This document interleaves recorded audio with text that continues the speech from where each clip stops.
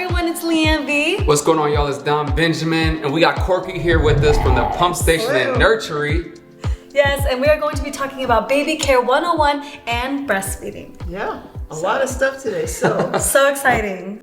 Would you like to talk about what a baby looks like first? It's so crazy. I think she's gonna look like a beautiful bundle of Leanne wrapped up in a baby face. But not an alien. Not an alien, no. Okay, so that's what I don't want to see an say. alien. They say babies look like little aliens. Yeah. And I don't think so. I think they're just super cute. And I promise you this, no matter what your baby looks like, you will think it's the prettiest baby on earth. So they do have some things about their head that are different. So they have an open spot on the, you've heard of the soft spot? Yes, Yeah. the It's soft called the spot on top. fontanelle. There's one in the back that's tiny that closes really early in 3 months, but the doctor wants that one to stay open because the baby's head's going to grow so much during that first year. Plus, when you're giving birth, they squeeze over each other so it makes fit better. They also have a really recessed chin, so we have this, both of them, you can see that they look like they need a chin implant, Yes. but they don't. That pushed in chin. That grows with time. Okay. So they don't see very well, so they see about 2,300. If you think about what a baby is like, she's not able to think much for herself at this point. She's not making decisions. So she's very reflexive. And so her breathing is on her own, her blood pressure is controlled, and she pees when she needs to, but she's got some great reflexes to tell you kind of what she needs. As far as feeding, she can root, and so rooting is actually seeking the breast. If you touch her, she'll turn toward if she's awake, because that's a reflex. She has a strange little reflex called a tonic neck reflex, where if a baby turns their head to the side, they bend this elbow and this arm goes out. And who cares? Nobody knows what it's for, but it can make them unsafe. They can step. They actually will, if you held her up like this, she would dance her little feet up and down. Oh, yeah. And it's one way to They're calm her moving, down. yeah. If you hold her like this, and I swaddle with my finger, no matter what I'm doing, I'm swaddling.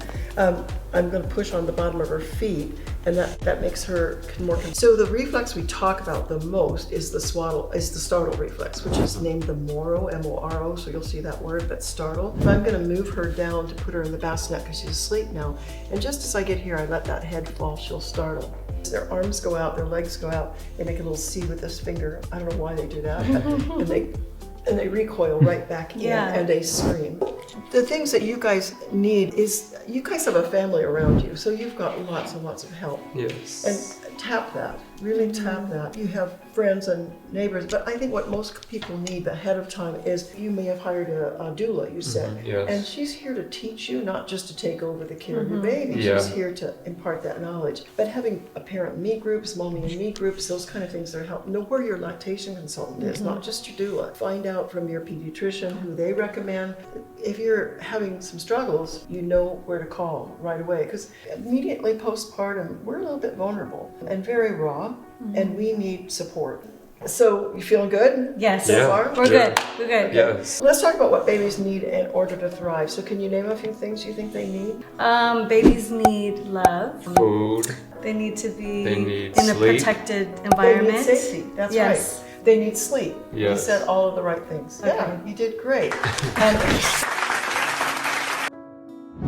when they're breastfed, we need them to be urinating at least 6 times in 24 hours by the time they're 6 days old. Okay. And they'll be stooling at least 3, but many of them stool every time. Also, stool reflects enough to grow. So Yeah. they lose up to 10% the first 4 days of life. 8% is absolutely normal.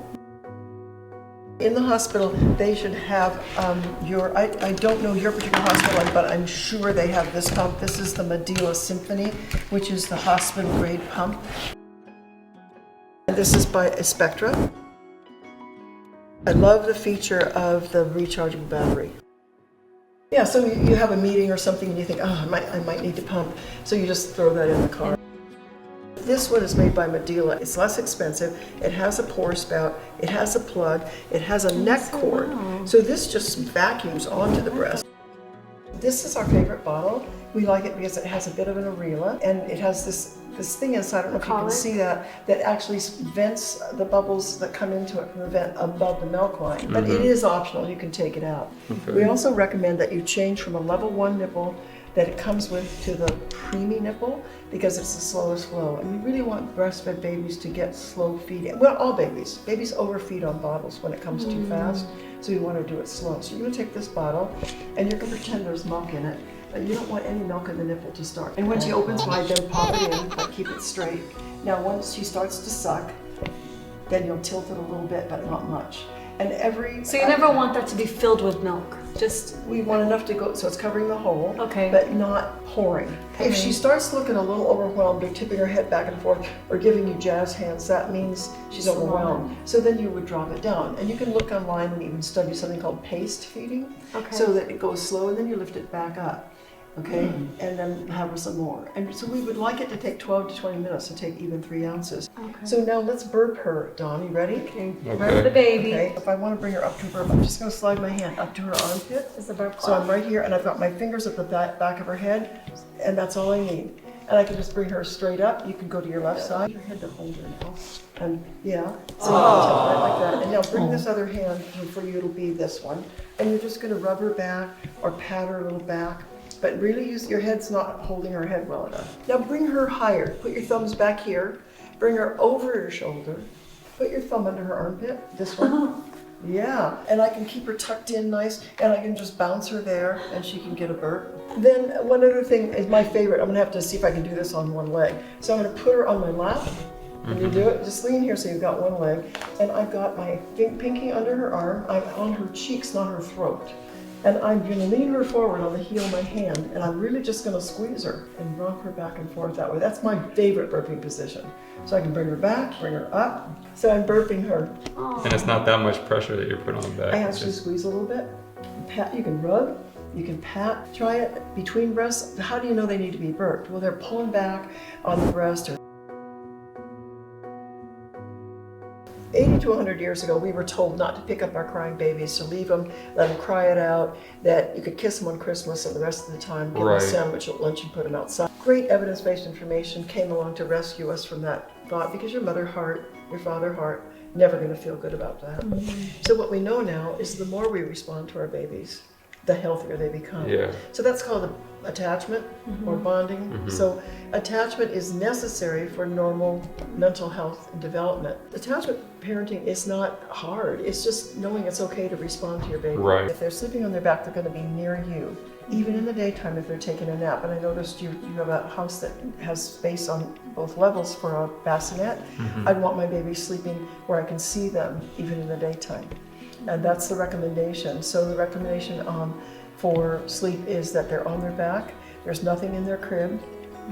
They can't have even their lovey in the crib until they're not swaddled. Did you guys have a blanket when you were a baby or anything you were attached to? Yes. So a lovey is actually called a transitional object. So it transfers the feeling of being in your arms to this thing. And you find comfort in it. Psychologists feel it's really important for babies, because anywhere they go, I promise you, if you get your baby attached to a lovey, they'll sleep anywhere. All right, so we are getting into bath time. Yeah. So. I brought a few things to just talk about with you. So when your baby's brand new and has a cord on still, we don't put him in a tub. We would just do a sponge bath. Yes. And you can just use your water and do it really quickly with your, I wash with my hands a lot. So we wait till the umbilical cord has fallen off to give a bath. So before we do sponge bath. You can give a bath before, but you would do a sponge bath. Lift her up. I drive my hand all the way across like this, so I've really got a good hold, and I put my hands on her feet like this and lower her in and lay her all the way back, but I never take my hand off her. And then I wash with my hand a lot. And then be sure you've got these feet like this in your hand when you're coming out, so you feel super, super, super secure.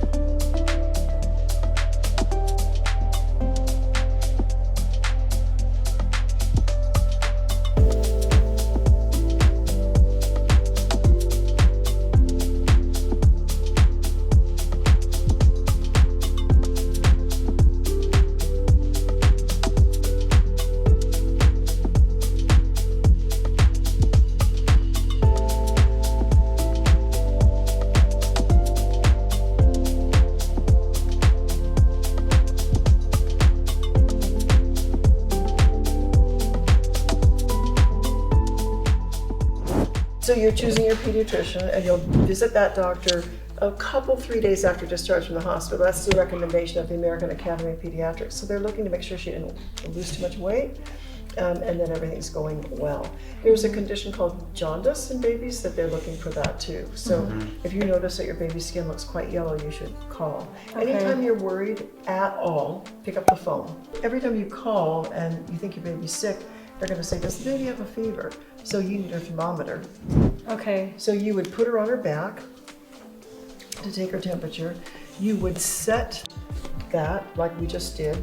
You would dip it in Vaseline. So I just put my arm on her body, I lifted her legs, and I just popped that in. Get the temperature. And it'll come in less than 30 seconds. Okay. Make sure that you guys take CPR class and that everybody who's caring for your baby has taken CPR. All right, you guys, so you guys can take any of these classes virtually, and they also have an in-person CPR class. So if you're in California, you could take the class in person, but virtually hop on, take these classes. So important. Share with your parents to be. Yes, it's super exciting. Tune in. We're learning a baby lot. care and breastfeeding, 2 separate classes. We'd love to see you there. Yes. Yes. Thank you.